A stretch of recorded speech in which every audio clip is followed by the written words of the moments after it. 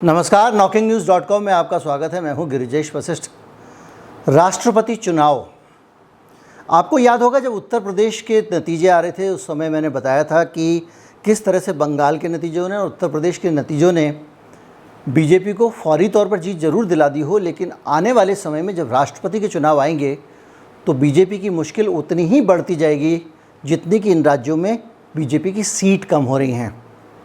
और अब धीरे धीरे वो चुनौती बीजेपी के सामने आकर खड़ी हो गई है। अब एक बड़ा सवाल है कि राष्ट्रपति का चुनाव कैसे जीता जाए। इस चुनाव में क्या होने वाला है, किस तरह से ये चुनाव जाने वाले हैं, बीजेपी को आखिर में सफलता मिल पाएगी अपना राष्ट्रपति बनाने में या नहीं मिल पाएगी। अभी तक जितने भी राष्ट्रपति बनाए बीजेपी ने अपनी विचारधारा को कहीं ना कहीं थोड़ा सा बदल के बनाए हैं। मुस्लिम राष्ट्रपति उनको लाना पड़ा, दलित राष्ट्रपति उनको लाना पड़ा, और इस बार हालांकि उम्मीदवार की घोषणा नहीं हुई है, लेकिन जो परिस्थितियां बन रही हैं वो परिस्थितियां बीजेपी के लिए कुछ मुश्किल दिखाती हैं। वो मुश्किलें क्या हैं, क्या फ़र्क पड़ने वाला है और बीजेपी कौन कौन से तरीके अपना रही है या अपना सकती है, विपक्ष की रणनीति कितना कारगर हो सकती है, इस सब पे बात करेंगे। कहीं मत जाइए, चैनल को सब्सक्राइब कर लीजिए। मैं अभी हाजिर होता हूँ।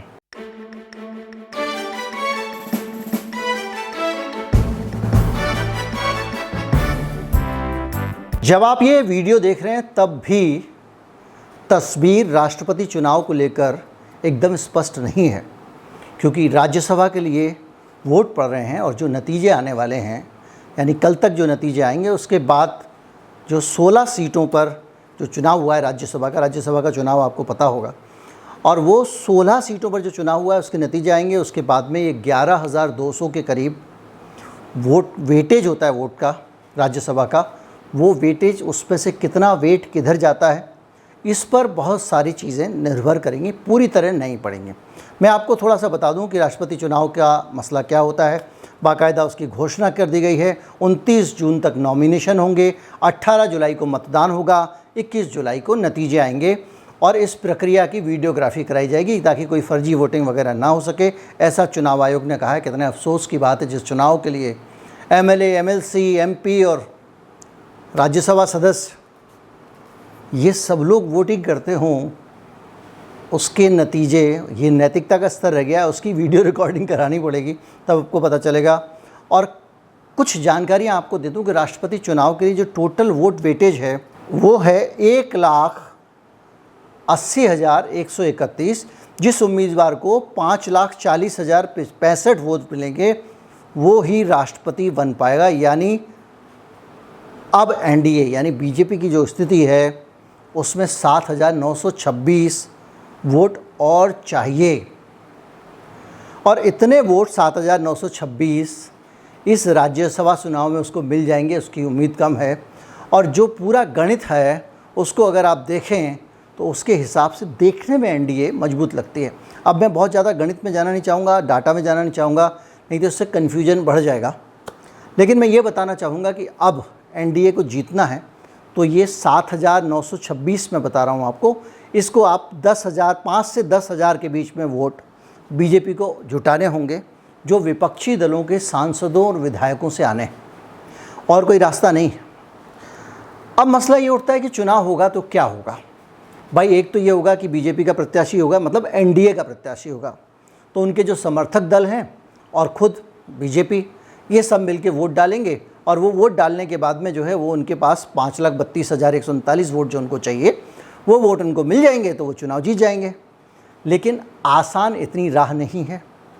NDA के बहुत सारे पार्टनर भी, जैसे कि वो आपके हैदराबाद वाले हैं चंद्रशेखर राव, और बहुत सारे दूसरे लोग कुछ रूठे मोड में हैं पिछले वाले राष्ट्रपति चुनाव के मुकाबले, उनको मनाना होगा। और उसके साथ साथ और भी नए घटनाक्रम जितने हुए अलग अलग राज्यों में, उसका असर है। तो पहली शर्त है कि NDA पूरा का पूरा एकजुट रहे, लेकिन NDA के पार्टनर्स कुछ अलग भी हुए हैं, पासवान साहब और बहुत सारी चीज़ें। अब इस पूरे घटनाक्रम के बीच में एक तरफ तो NDA की ये चुनौती है कि उसके बीच से अगर पूरे वोट मिल जाएं, उसके बावजूद उसको करीब 5 से 10,000 वोट वहाँ से जुगाड़ने होंगे। 5 से 10,000 वोट, मतलब ये देखिए अलग अलग पावर होती है, अलग अलग विधायक के वोट अलग होते हैं, सांसद के अलग होते हैं, राज्यसभा के अलग होते हैं, वो बहुत झंझट हो जाएगा। कुछ राज्यों में वोट वैल्यू विधायक की ज़्यादा होती है, कुछ राज्यों में वोट वैल्यू विधायक की बहुत कम होती है। यूपी की वोट वैल्यू सबसे ज़्यादा है क्योंकि वो जनसंख्या के साथ में विधायकों की संख्या को उसका भाग दे के तब उसमें से वोट वैल्यू निकलती है। बहुत टेढ़ा मामला, उसमें जाएंगे तो आप कहेंगे कहाँ मैथ की क्लास में बिठा दिया। तो बहरहाल जो है, अब दूसरी तरफ अगर आप संभावनाएं देखें विपक्ष की, तो देखने में तो लग रहा है कि बीजेपी के पास पूरे वोट नहीं हैं, लेकिन विपक्ष की चुनौती ये है कि जो कांग्रेस पार्टी ने और सोनिया गांधी ने जो अपील की है वो ये है कि सभी पार्टियों को मिलकर एक संयुक्त उम्मीदवार उतारना पड़ेगा। यानी राष्ट्रपति का एक ऐसा उम्मीदवार हो पूरे विपक्ष का जो एक भी पार्टी जिसके साथ में अलग ना जाए और जिसके खिलाफ वोट न दे। ये अपने आप में मेंढकों को तराजू में तोलने जैसा है। अब अगर मेंढकों को आप तराजू में तोलेंगे तो इधर उधर छिटकेंगे, लेकिन अगर आप सारे मेंढकों को कंटेन करने में कामयाब हो जाते हैं तो आप ये चमत्कार कर सकते हैं। और ये चमत्कार आसान नहीं है क्योंकि पहले एक ज़माना था, बीजेपी थी सत्ता में, अपना राष्ट्रपति चुनाव जिताना है, अलग अलग पार्टियों के नेताओं के साथ बैठक करती थी, उनके साथ में कुछ वादों पे, कुछ एजेंडा पे, कुछ विचारधारा पे बातें होती थीं, एक दूसरे को सहमत किया जाता था और उस सहमति के आधार पे वोटों के लिए राज़ी किया जाता था अलग अलग पार्टियों को।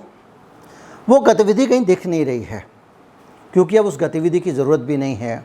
अब दौर दूसरा है, नई पॉलिटिक्स है। आजकल ईडी ये काम करवा देते हैं। सत्येंद्र जैन को आप देख रहे हैं किस तरह से ईडी उठा के अपने साथ ले गई। और अगर एक या दो बयान केजरीवाल का नाम लेकर दे दिए जाएं तो आम आदमी पार्टी के वोट कबाड़े जा सकते हैं। कुछ ना कुछ हो सकता है। जैसे ही राष्ट्रपति के चुनाव की घोषणा होने वाली है, नेशनल हेराल्ड केस में जांच शुरू हो गई है, शुरू नहीं तेज हो गई है। और उस जांच में पूछताछ के लिए सोनिया गांधी और राहुल गांधी को बुला लिया गया है। सोनिया गांधी को कोरोना हो गया है इसलिए वो अभी पेश नहीं हो रही है, लेकिन बाद में तो होना पड़ेगा। राहुल गांधी विदेश यात्रा पे, तो इसलिए जब वो अपीयर होना है वो भी होंगे, लेकिन राष्ट्रपति चुनाव अभी दूर है, यानी मतदान का दिन दूर है। इस बीच में हो सकता है कुछ दबाव बन जाए, वाड्रा साहब से भी पूछताछ शुरू हो जाए, लालू यादव की भी दिक्कतें बढ़ जाएं, मायावती पहले ही समर्पित भाव में और उनके पास कुछ बचा भी नहीं। तो ये सारी स्थितियां ये बता रही हैं कि कुछ ना कुछ गणित चल रहा है। और उधर उत्तर प्रदेश में चचा को भी किसी तरह से मैनेज किया जा रहा है। तो ये उतना आसान होने वाला नहीं है, इसलिए लोग ये मान के चल रहे हैं कि इन सब कौशलों में जो माहिर हैं, जिनके पास शक्ति है, जिनके पास ताकत है, जिनके पास में हुनर है और जिनके पास में कौतुक और कौशल है, वो लोग बनाने में कामयाब हो जाएंगे, ऐसा मुझे लगता है। और इसलिए इस बात की पूरी संभावना है कि इस बार विपक्ष को तोड़ने में बीजेपी कामयाब हो जाएगी। जैसे ही कोई सर्वमान्य उम्मीदवार विपक्षी पार्टी का आएगा, उस पर असहमति हो जाएगी, कुछ पार्टियां घर बैठ जाएंगी, हो गया 7,926 वोटों का जुगाड़। राज्यसभा चुनाव के बाद हो सकता है वो 5,000 की ज़रूरत हो जाए, 10,000 की ज़रूरत हो जाए, जो भी है। और ये जो पूरा का पूरा इतिहास अगर आप देखें तो ऐसी टक्करें बहुत पहले हुई हैं।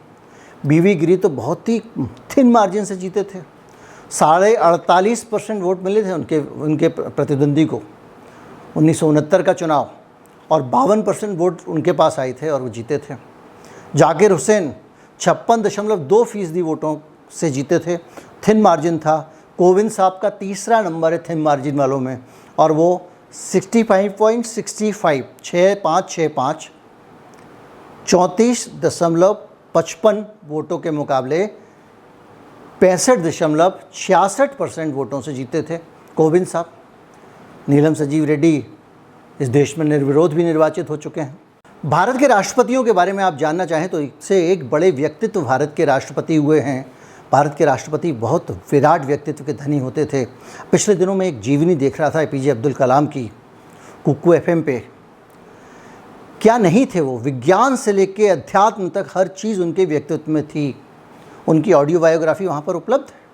और इसके अलावा पूरे परिवार के लिए वहाँ कुछ ना कुछ उपलब्ध है। अगर आप गृहिणी हैं और आप अपने बच्चों की अच्छे से पेरेंटिंग करना चाहती हैं, क्या करें क्या ना करें, स्कॉल्डिंग करें ना करें, नैगिंग करें ना करें, सब आप जान सकते हैं। अगर आप फिटनेस के लिए काम कर रहे हैं, आप बॉडी बिल्डिंग कर रहे हैं, तो भी ऑडियो बुक्स वहाँ पर हैं। इसके अलावा अगर आप बिजनेस में कुछ करना चाहते हैं, कुछ मोटिवेशनल स्पीच हैं, मैनेजमेंट के लेक्चर्स हैं, बहुत कुछ वहाँ पे प्लेटफॉर्म पे अगर आपको मिल जाता है। और आजकल वहाँ पर चल रहा है एक विशेष आयोजन जिसका नाम है हर घर कुक्कू FM सेल। हर घर कुक्कू FM सेल। इस सेल में आपको 50% डिस्काउंट मिल जाएगा। ये नई नई सेल आती रहती है, 50% आपको डिस्काउंट मिल जाएगा और ये 19 जुलाई तक ही उपलब्ध है। और उसका जो कोड है, कूपन कोड, वो अलग है, वो है GHAR घर 50 घर 50 GHAR 50। मैं स्क्रीन पे लिख दूंगा, यहाँ से आप इसको अवेल कर सकते हैं इस डिस्काउंट को। 400 रुपये की मेंबरशिप है, 4000 से ज़्यादा ऑडियो बुक्स हैं। और अगर आपको लिंक चाहिए वहाँ तक पहुँचने के लिए तो आपको डिस्क्रिप्शन में मिल जाएगा, कमेंट में भी मैं पिन कर दूँगा। ये वीडियो जो है इसके स्पॉन्सर भी कुक्कू FM है। तो ये तो बैकग्राउंड की बात है, लेकिन जो कुछ भी घटनाक्रम चल रहा है इसके बीच में NDA के लिए एक बड़ी समस्या है। जो धरातल पे स्थिति है वो ये कहती है कि राष्ट्रपति का चुनाव जीत पाना आसान नहीं होगा, पहली चीज़। दूसरी चीज़, इस मुश्किल को आसान करने का हुनर बीजेपी के पास है, ये एक इसका दूसरा पहलू है। और तीसरी बात ये है कि अगर विपक्ष ये संदेश देने में कामयाब हो जाता, देखिए एक महत्वपूर्ण पहलू का आप भुला नहीं सकते हैं, 2 साल बाद जनरल इलेक्शन है, लोकसभा चुनाव है। अगर पॉलिटिकल पार्टीज़ अब 2 साल पहले कुछ मक्कारी करती हैं और बीजेपी का हमेशा विरोध करने के बावजूद बीजेपी के साथ चली जाती हैं, तो हो सकता है उनके समर्थक उनसे रूठ जाएं, क्योंकि उनका जो समर्थक है वो एंटी बीजेपी है, इसीलिए तो वो संसद में है। अगर उनका समर्थक बीजेपी को सपोर्ट करता होता तो वो चुनाव नहीं जीत सकते थे। तो इसलिए ये अपने आप में बहुत टेढ़ी खीर है, बहुत उलझा हुआ मामला है। और राष्ट्रपति चुनावों की जो घोषणा हुई है वो अपने आप में बहुत ज़्यादा रोचक इस चुनाव को बनाने वाली है। देखते रहेंगे, हम समझते रहेंगे पूरे मामले को, और इसमें जितने दावपेच होंगे वो मैं आपके सामने बीच बीच में लेके आऊँगा। उम्मीद करता हूँ कि इस वीडियो से आपको एक इंसाइट मिली होगी कि देश में क्या चल रहा है। बहुत सी बातें साफ साफ नहीं कही जाती हैं, लेकिन समझने वाले मतलब निकाल लेते हैं। उम्मीद करता हूँ वीडियो आपको अच्छा लगा होगा। अच्छा लगा हो तो ज़्यादा से ज़्यादा लोगों तक पहुँचाएं, चैनल को सब्सक्राइब कर लें। नमस्कार, जय हिंद।